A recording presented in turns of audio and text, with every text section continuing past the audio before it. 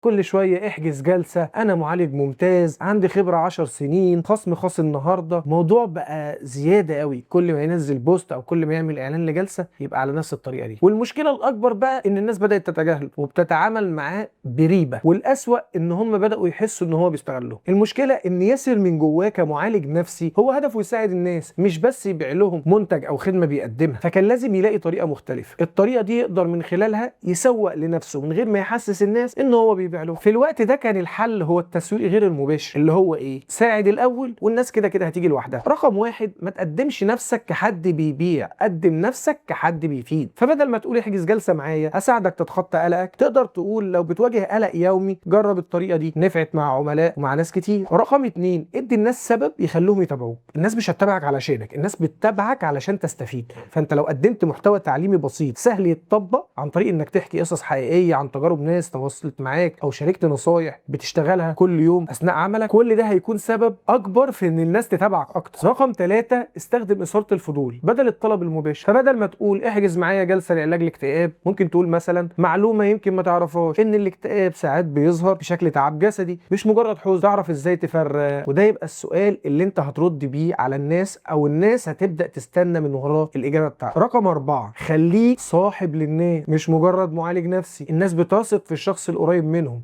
مش اللي بيحسسهم انه بعيد ورسمي بزياده. حاول ترد على التعليقات باسلوب شخصي، شارك حاجات خفيفه عن يومك لكن ما تخرجش بقى عن الجانب المهني، خليك انسان قبل ما تبقى متخصص. رقم خمسة، التزم بقاعده ال80-20 في المحتوى الخاص بيك. 80% من محتواك لازم يكون مفيد والناس مستمتعه بيه وقريب منهم من ودانهم، 20% بس عن خدماتك. الخلاصه في الموضوع ده انك تخلي الناس تحس انك موجود عشان تساعدهم مش بس علشان تبيع لهم خدمه. لو الطريقه دي عملتها مش بس هتلاقي جمهورك بيكبر، لكن كمان العملاء الصح هيجوا لوحدهم ومن غير ما تطاردهم.